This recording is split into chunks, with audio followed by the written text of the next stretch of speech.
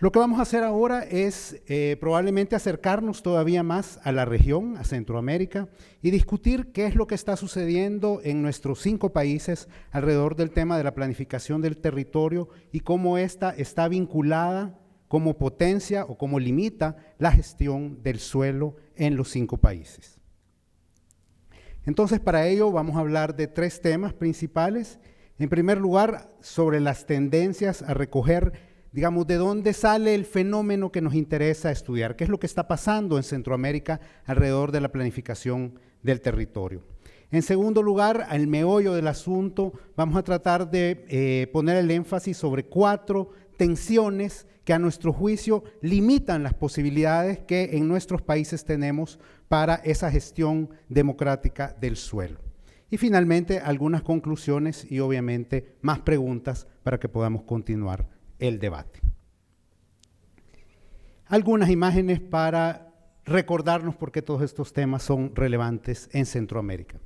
Esto que vemos acá en pantalla es el índice mundial del riesgo producido por esta organización alemana, donde vemos en el mapa del globo, en color rojo más oscuro, los países que son en principio más expuestos y más vulnerables a determinados riesgos ambientales.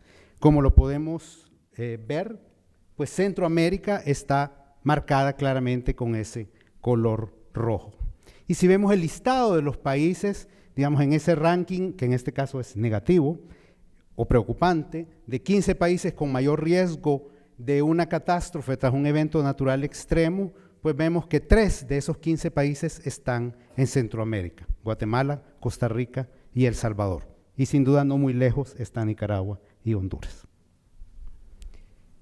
Entonces, a partir de esto surgen diversas motivaciones para estudiar el tema, de ver cómo estamos haciendo planificación del territorio en Centroamérica y describir algunas tendencias actuales. En primer lugar, es importante apuntar que en todos los países de la región centroamericana, a lo largo del siglo XXI, se han venido haciendo diferentes avances, experiencias sobre la planificación del territorio. Para marcar un primer punto, tiene que ver con que esos grandes desastres, justamente, que han ocurrido recurrentemente en la región, han motivado diversas prácticas de planificación en el territorio.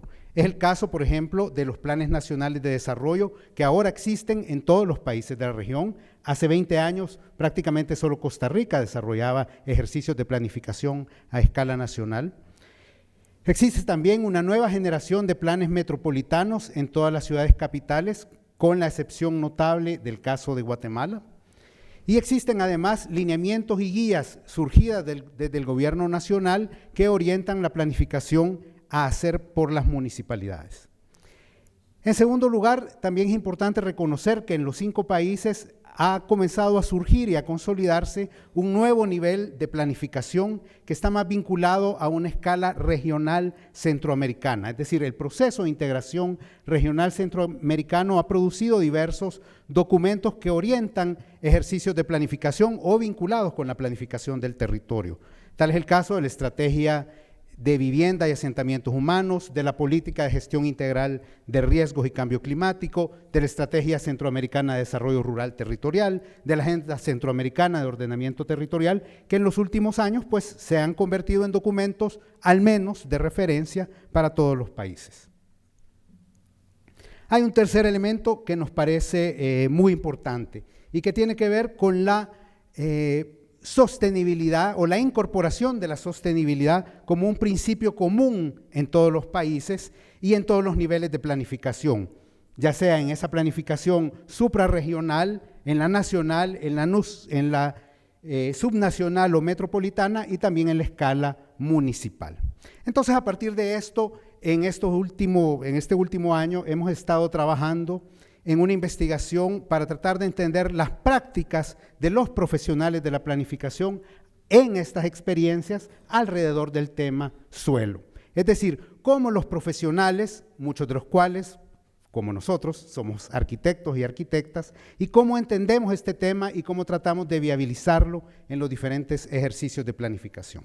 Para eso hemos estudiado estos 5 casos: el Plan Quinquenal de Desarrollo de El Salvador, digamos en la escala nacional, el plan de la Gran Área Metropolitana de San José, el Plan de Desarrollo Territorial y Esquema Director del Área Metropolitana de San Salvador, es decir, ahí hay 2 ejercicios de escala metropolitana, el Plan de Ordenamiento Territorial del municipio de Guatemala, que también es la ciudad capital, pero en este caso abordado en una escala puramente municipal, y finalmente el Plan de Desarrollo Municipal con enfoque de ordenamiento territorial en el municipio de Puerto Cortés en Honduras, donde ya estamos hablando de un municipio de una escala mucho más pequeña.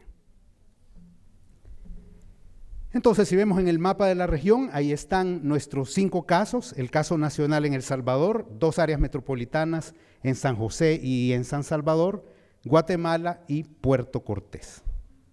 Esto nos permite entonces tener en diferentes planos o niveles de la planificación un caso para poder comparar entre ellos y para poder comparar también entre los países, para tratar de entender o identificar puntos comunes y diferencias que puedan ser notables de cara a entender por qué los planificadores desarrollamos nuestras tareas de una determinada manera. Y ahí podemos ir identificando esas 4 grandes tensiones. En primer lugar, existe una tensión importante entre los ejercicios de planificación territorial y las estrategias de desarrollo económico. ¿Qué quiere decir esto?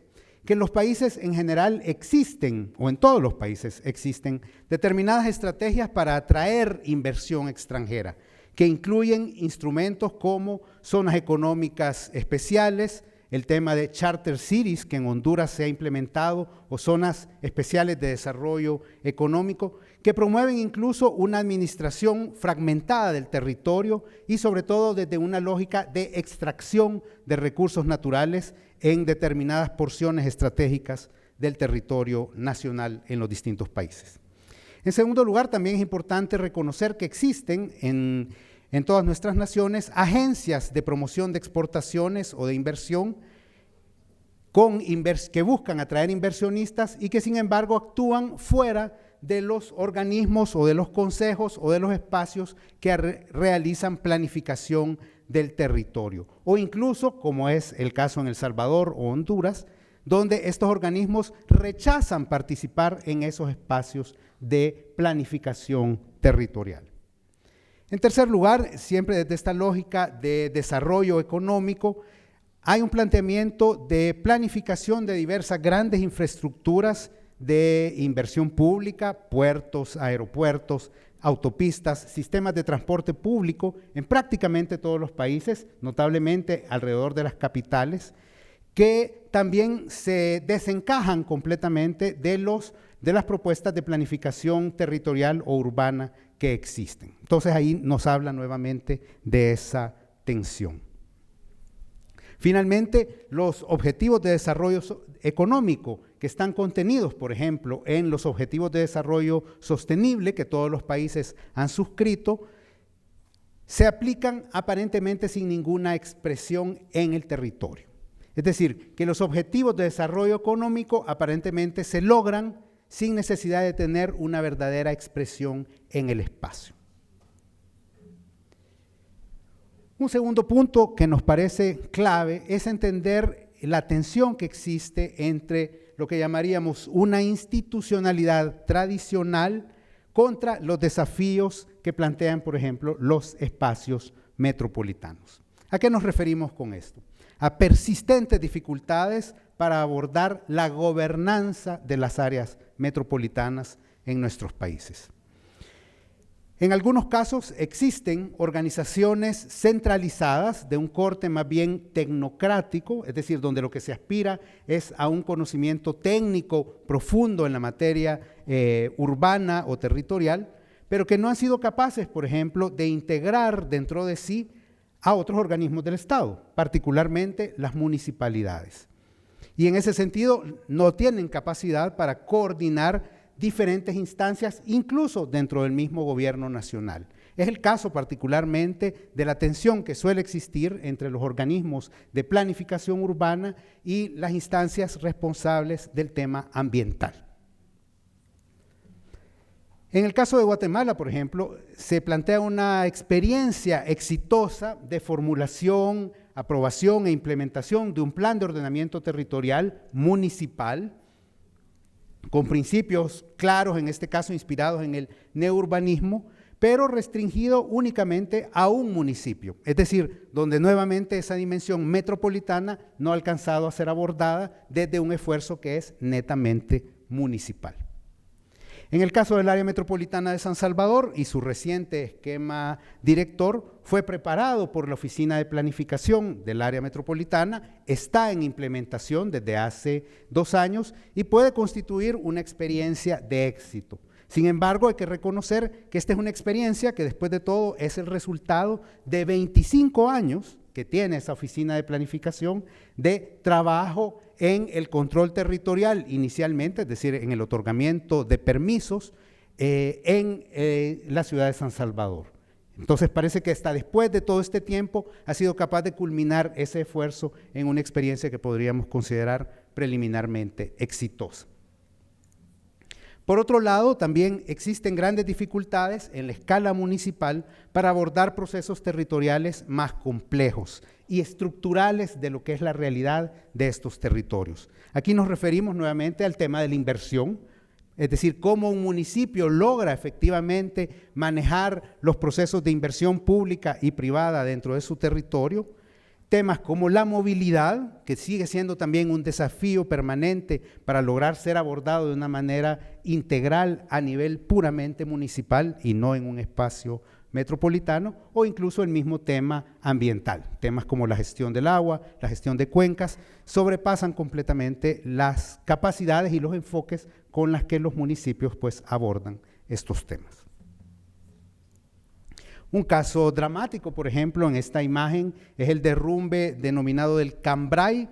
Este es en el municipio de Santa Catarina Pinula, en Guatemala. Es un municipio contiguo a la ciudad de Guatemala. Aquí murieron cerca de 300 personas, un poco tiempo después que el plan de ordenamiento territorial fue aprobado en el municipio de Guatemala, que inicia, como ustedes pueden ver, del otro lado de esa montaña que se derrumbó. Entonces ahí vemos esas limitantes que estructuralmente ocurren en nuestra forma de hacer planificación. Un tercer elemento de tensión me parece que se produce cuando comparamos o cuando contrastamos los paradigmas globales de planificación contra nuestros sistemas de planificación que siguen siendo elementales. ¿A qué nos referimos con esto? Bueno, los países centroamericanos, todos somos signatarios de acuerdos y agendas internacionales. Los Objetivos de Desarrollo Sostenible en el 2015, los Acuerdos de París de ese mismo año, e incluso en el marco pues, de la Comisión Económica para América Latina, todos los países hemos acordado crear o reforzar nuestros sistemas nacionales de planificación. En esa lógica se han creado secretarías de planificación, en muchos casos, como en Guatemala o en El Salvador, adjuntas a la Presidencia de la República, como responsables de la coordinación entre ministerios o para la preparación de estos instrumentos de planificación de escala nacional o de lineamientos que actúan, digamos, sobre el ámbito completo del país.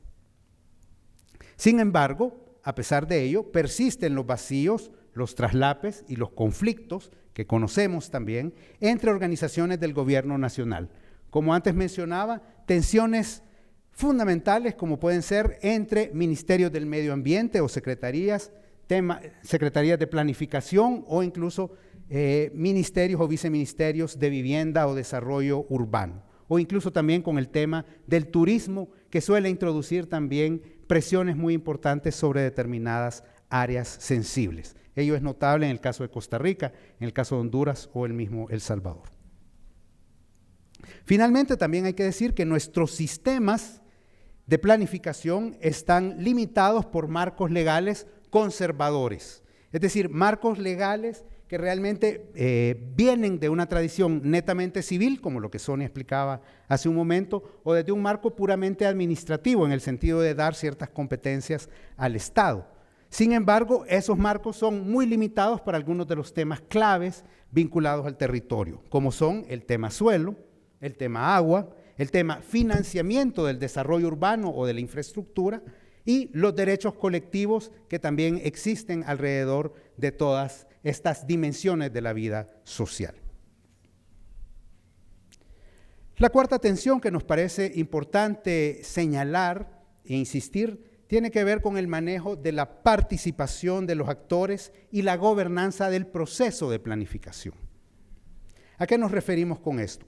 Haciendo alusión, por ejemplo, a los Objetivos de Desarrollo Sostenible, estos buscan promover alianzas entre gobierno nacional, local, empresarios, organizaciones de la sociedad civil, para estimular, en principio, además, la colaboración internacional alrededor de la cooperación y la construcción de determinadas capacidades para lograr ese desarrollo sostenible.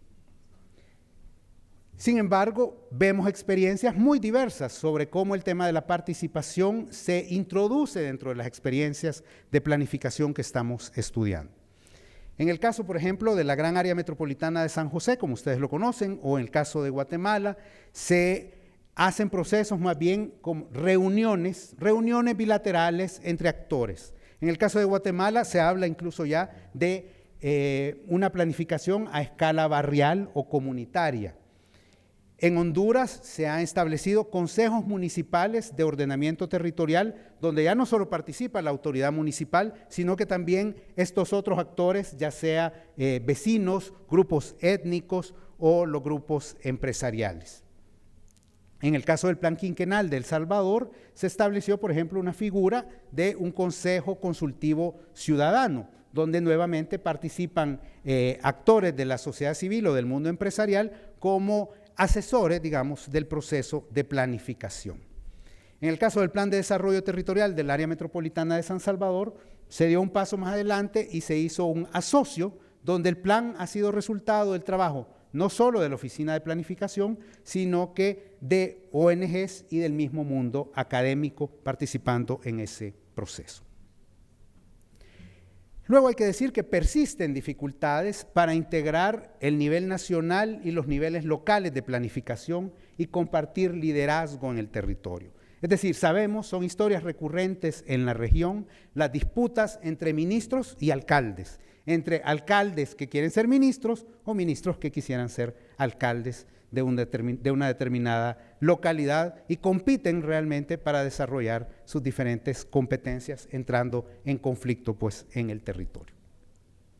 En tercer punto, en este sentido, que nos parece importante mencionar, es el rol del sector privado. El sector privado evidentemente aparece con mucha fuerza dentro de las dinámicas de planificación en América Central. Y por supuesto que se alude a su capacidad de incidencia o de influencia sobre el gobierno nacional o las municipalidades. Es decir, cómo el sector privado no deja de participar en los espacios institucionales porque prefiere ejercer un rol de incidencia o de influencia directa sobre los tomadores de decisión política. Finalmente, hay también que mencionar una dificultad para reconocer los actores cada vez más diversos dentro del territorio. ¿A qué nos referimos con esto? A que en la región emergen nuevos colectivos que pueden ser de interés para la planificación del territorio. Es decir, grupos asociativos, incluyendo los grupos profesionales o los gremios, digamos, como los colegios de arquitectos o las asociaciones de planificadores urbanos que han comenzado a surgir en algunos países de la región. Me parece también muy interesante percibir cómo en la región cada vez vamos atribuyéndole más importancia a los medios de comunicación o incluso a las redes sociales como canales donde se ejerce la influencia de cara a los procesos de planificación del territorio. Y por último, hay que mencionar también, en Centroamérica siguen teniendo un papel fundamental ciertas agencias internacionales de cooperación y organismos multilaterales. Es decir, mucha de la planificación del territorio que hacemos en Centroamérica está motivada por actores extrarregionales que participan ya sea como consultores, ya sea como financiadores, el caso notablemente de la Unión Europea o del Banco Interamericano, pero también como asesores o incluso como promotores de ciertas agendas de política pública vinculada con el territorio. Entonces, con todo esto, ¿qué es lo que podemos orientar para una discusión sobre planificación del territorio y suelo en la región centroamericana? Son varios elementos. Bueno, en primer lugar, nos parece importante reconocer que en la región ha habido una práctica importante de planificación del territorio a escala nacional, metropolitana o local en los últimos 15 años. Pero luego nos parece también que estas experiencias hablan muy bien de diferentes relaciones que también nos interesa entender desde el punto de vista profesional. En primer lugar, la planificación como un elemento de mediación entre el Estado y el mercado. Es decir, el espacio como objeto de disputa entre esa dimensión de ocium o de negocium, y que será una disputa permanente, digamos, alrededor de la construcción de la ciudad. En segundo lugar, la planificación del territorio como un espacio de conflicto entre organizaciones del Estado. Ya lo decíamos, conflictos entre ministerios, entre municipalidades. Y tal vez todavía queda por darle seguimiento si o qué tanto participa el órgano judicial en estas disputas. Nos parece que hay evidencia que ha comenzado también a intervenir de alguna manera en algunos de estos conflictos. El tercer elemento es entender la planificación del territorio como un espacio de competencia entre ideas, enfoques, formaciones, tanto en una doble dimensión técnica de los especialistas, el mundo de los especialistas, o de una dimensión política, que hace alusión más bien a la parte de la negociación y el involucramiento, la puesta sobre la mesa de intereses de diversos actores que están vinculados al territorio. El cuarto elemento que nos parece clave en todo esto es entender la planificación como un espacio de relaciones entre personas, entre políticos, tomadores de decisión, empresarios, profesionales, de los cuales hay que decir, muchos somos arquitectos, los habitantes, más o menos organizados, pero también estos agentes internacionales que participan en la manera en la que hacemos planificación del territorio en nuestra región. Con esto podemos apuntar algunas preguntas para discusiones futuras o para más investigación. Nos parece que estudiar las prácticas de la planificación del territorio en Centroamérica nos permite o nos da la oportunidad para tener nueva evidencia acerca de las relaciones, las estrategias, los recursos que los agentes del campo de la planificación territorial, los profesionales, los tomadores de decisión, el sector privado y la población. Es decir, cómo estos agentes se mueven en un campo dinámico donde establecen relaciones, donde establecen alianzas, donde pueden promover determinadas ideas. El segundo punto, nos parece que aquí hay una oportunidad de pensar o de repensar o de seguir pensando el papel de los profesionales, particularmente de los arquitectos o de la arquitectura en general y sus relaciones con otros agentes. Las relaciones que establecemos con los políticos, las relaciones que establecemos con los empresarios, notablemente con los desarrolladores inmobiliarios, con la población y con formas diferentes de organización que esta población va adquiriendo cada vez en la región. Y finalmente también cómo entendemos la relación entre colegas. Sin duda, estas disputas de las que antes mencionaba también se traducen muchas veces en disputas que son personales entre los profesionales. Un tercer elemento de continuidad para todo este tipo de reflexión tiene que ver con cómo conceptualizamos el papel de los agentes internacionales en ese flujo global, diríamos, de ideas acerca de la planificación, acerca de lo que es la planificación, de cómo se configura el campo en los países en desarrollo, particularmente entonces a partir del caso de la región centroamericana.